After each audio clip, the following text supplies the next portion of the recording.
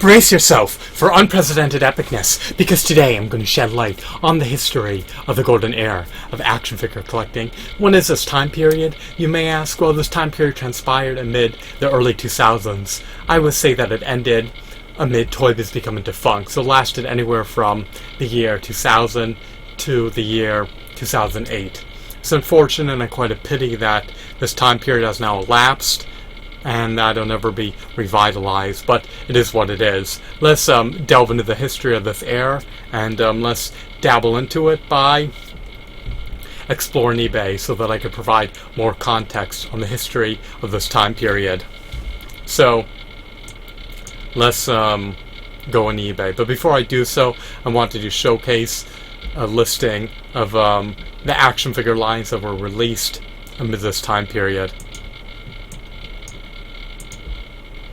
So, during the early 2000s, there were a copious amount of action figure lines that were released, such as the Transformers Armada action figure line, the Toy Biz Marvel Legends action figure line, the Lord of the Rings action figure line, the Halo 2 action figure line, the Star Wars The Revenge of the Sith action figure line, the Soda Toys Street Fighter action figure line, the Jakks Pacific Dragon Ball Z action figure line, and the list goes on. I believe that the Yu-Gi-Oh! Action figure line was released in 2003.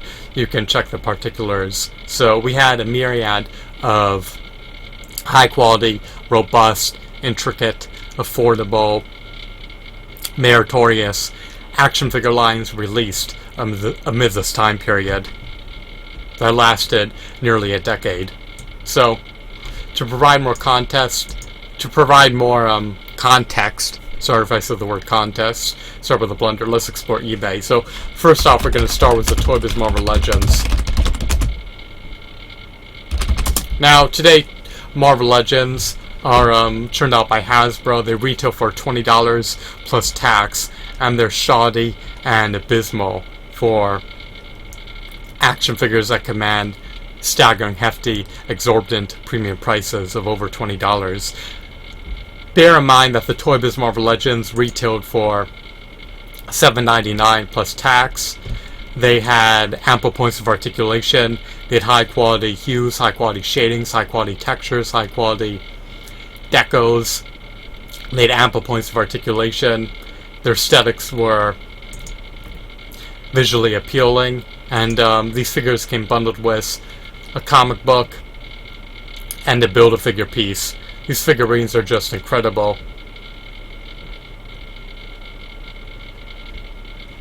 They costed 250% less than the Hasbro Marvel Legends, and they had at least 250% more merit than the Hasbro Marvel Legends. So it's quite a shame and quite a pity that the standards have degraded, the standards have plunged and plummeted into the abyss, but it is what it is. I can reminisce about the past and peruse eBay every time I want to think about what used to be offered by retailers in the past decade. So it's quite a miss on Hasbro's end, but it is what it is. I just love these figurines. For $8 plus tax, you couldn't have gone wrong procuring a single Toy Biz Marvel Legends figurine. So that's what you got back then. You paid 250% less, and you got 250% more value for your money. The figures have more points of articulation, they have better details, better hues, better textures, better aesthetics, better sculpts, better shadings, and better molds. Their accessories were also of higher quality. So, those are the illustrious, legendary, renowned Toy Biz Marvel Legends action figures that debuted amid the early 2000s. Alrighty, let's move on. Before we do so, we can look at some more. We have one of the Punisher, another one of Bullseye, one of Captain America, and one of Bishop. So, let's look at the Lord of the Rings action figure line. These action figures are just incredible. They retailed for roughly $8 each. They were meticulously detailed. They had ample points of articulation. Some of them even had toe articulation in conjunction with finger joint articulation.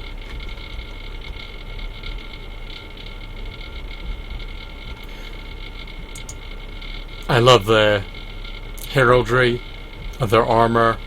I love their armaments. I love their cosmetics. I love their accessories. These figures just offer tremendous merit. They warranted their asking prices.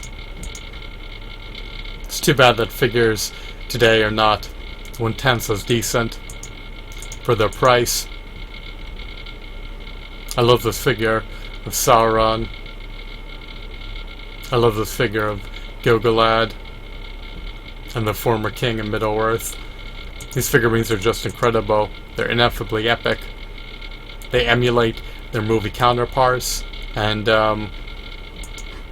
they're durable and sturdy and are not shoddy and fragile like modern day action figures of today.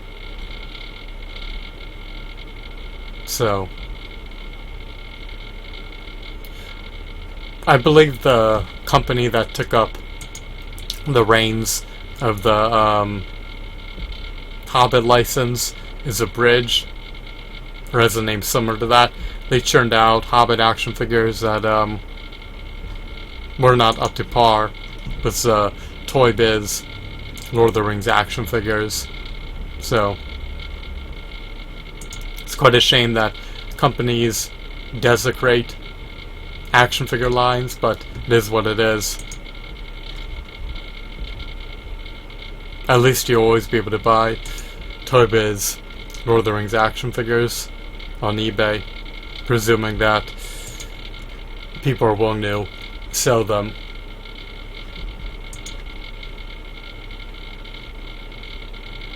But yeah, you couldn't have gone wrong purchasing any of these Toy Biz Marvel Legends action figures.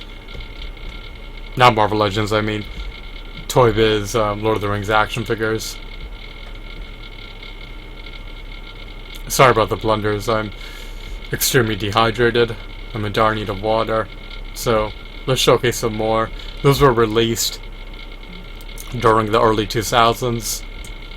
And then of course we have He-Man and the Masters of the Universe Tutor Deck series, which were sculpted by the Four Horsemen Studios Corporation.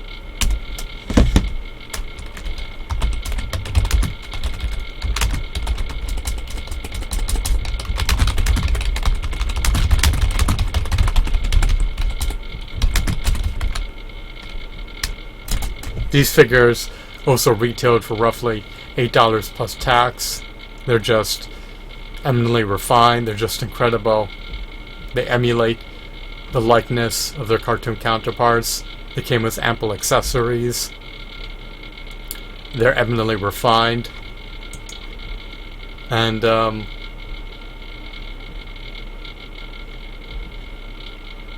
Four Horsemen Studios did a stellar job of sprucing them up. They look clean, sleek, and epic.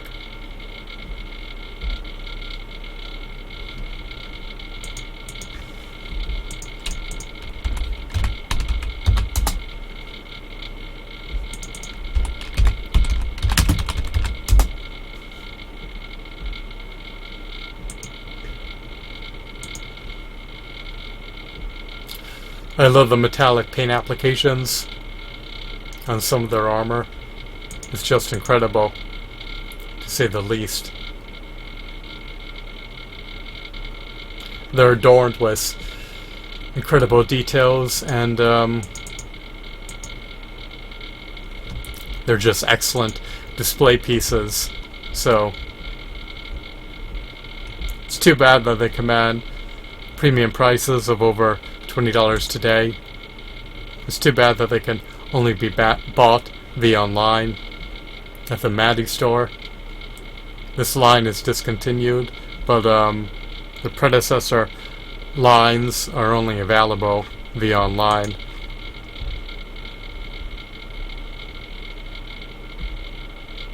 So I'm referring to the He-Man and the Masters of the Universe Classics action figure line that is only available online.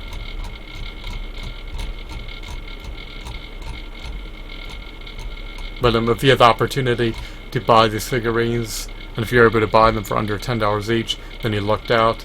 So these figures are just incredible. They could have used more points of articulation, but I can't complain for under $10 each. Let's showcase another line real briefly.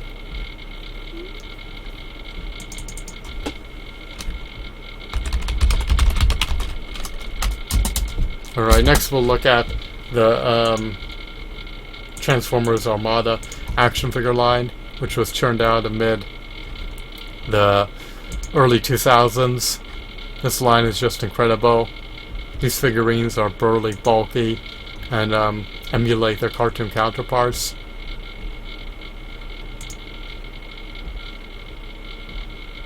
They're meticulously sculpted,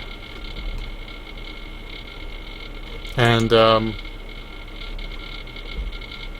they warranted their asking prices of under $10 each.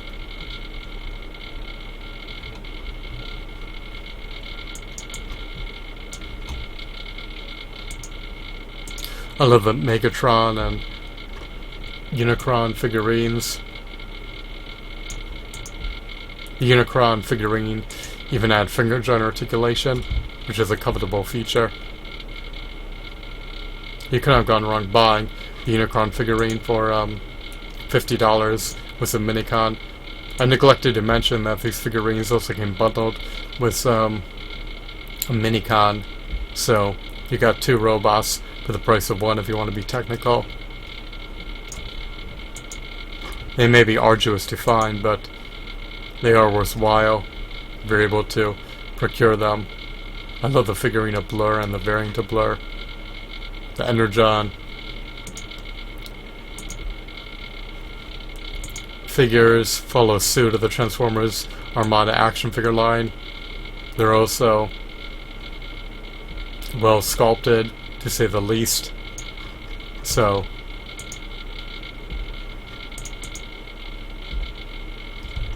it's too bad that this line is discontinued, but it'll remain epic in perpetuity.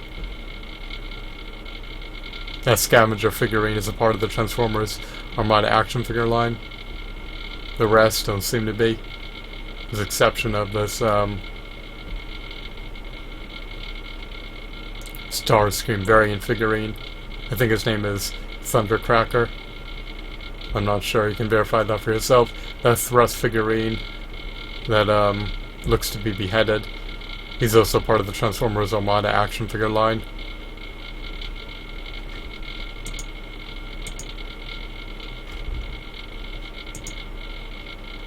I love their transformations, and I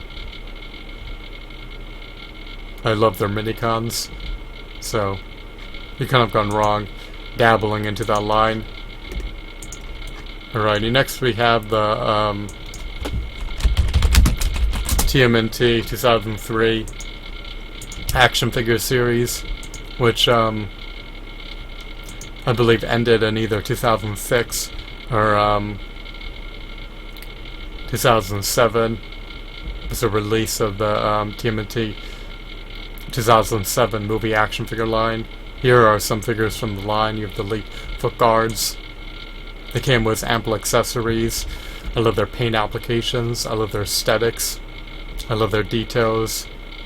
I pretty much love everything about these 2003 TMNT action figures.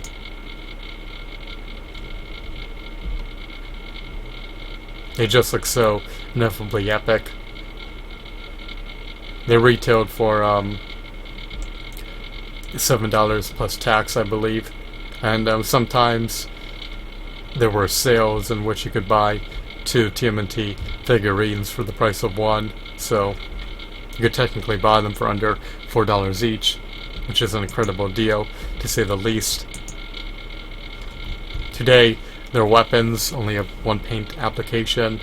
Today, their weapons are shoddy. these figurines were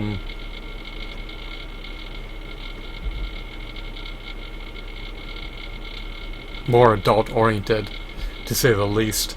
What I mean by that is they were more comic-esque and had a greater appeal to the adult collector than other action figure lines, since this cartoon series more closely followed the TMNT comic book series than the 1980s TMNT cartoon series. So they offered more merit to the adult collector, and they were more based off the comic books than previous TMNT action figure lines. So this is an incredible lot and an incredible line.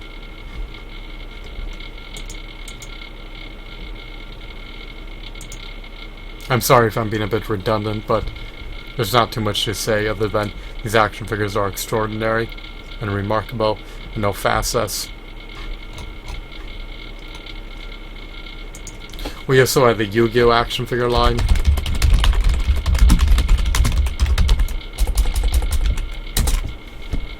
I love the models.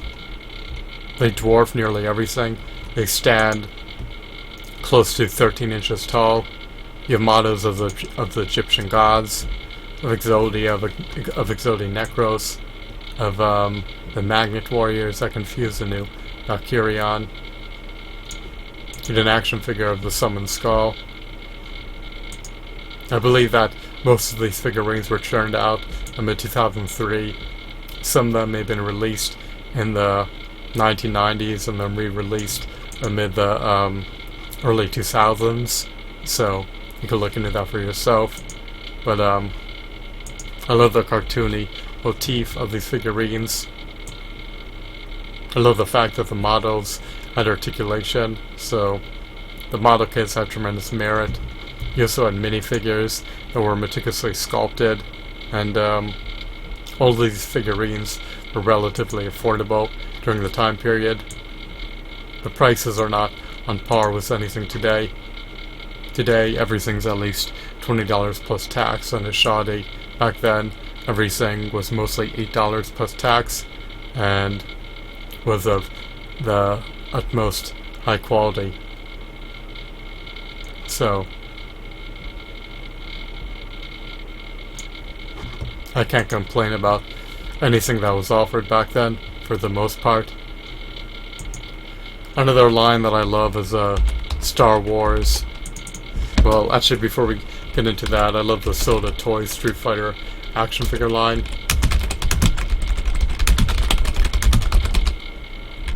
I remember these figurines being released for under $10 each in the retail stores. We have one of Blanca, one of Ryu, one of Ken. We have variants of ample characters from the video games. These figures came with interchangeable heads and interchangeable hands. They were sturdy, they were not fragile, they weren't dainty, they didn't come apart easily. You also had the Halo action figure line.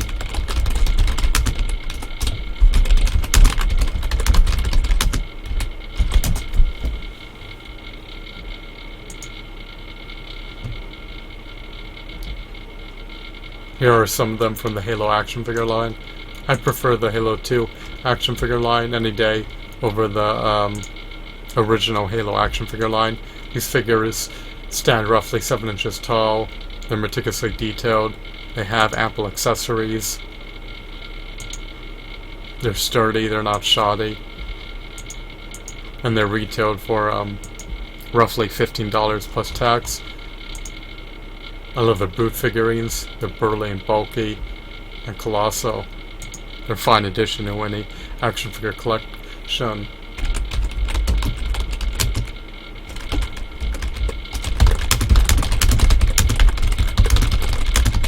love the Star Wars Revenge of the Fifth action figure line. You had ample box sets that were released in tandem with the movie. These figurines had articulation in their elbow joints and their knee joints.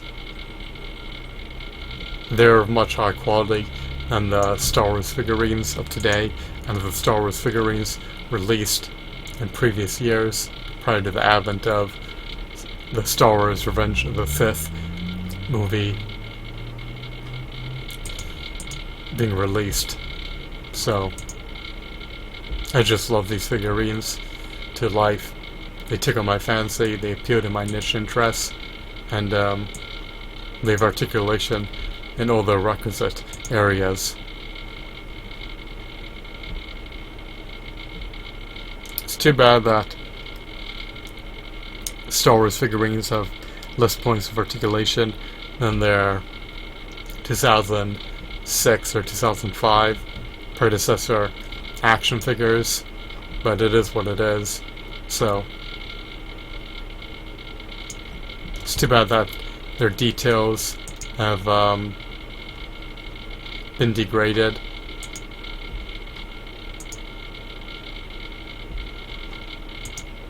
What has transpired is a dire outcome, but at least you can buy these older figurines via eBay or Amazon, so reserve your complaints for another time.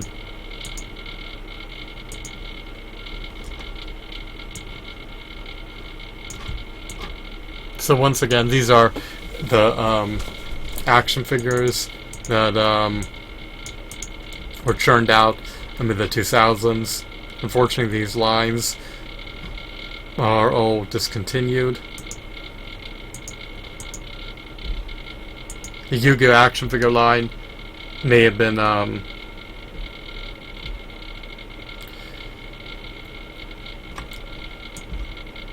recontinued or continued by Good Smile for a brief period of time, but those figurines are unaffordable, so it's not the Mattel Yu-Gi-Oh! Action figure line that had merit. The Good Smile, or actually let's double check that.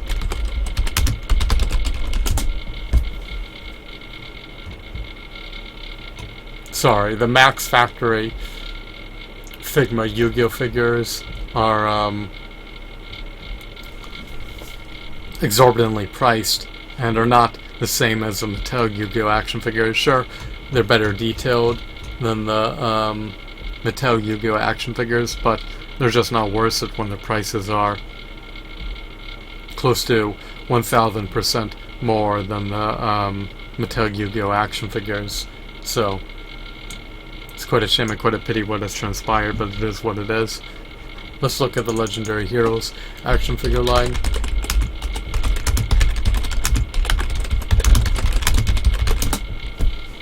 So the Legendary Comic Book Heroes action figures are just eminently incredible, to say the least.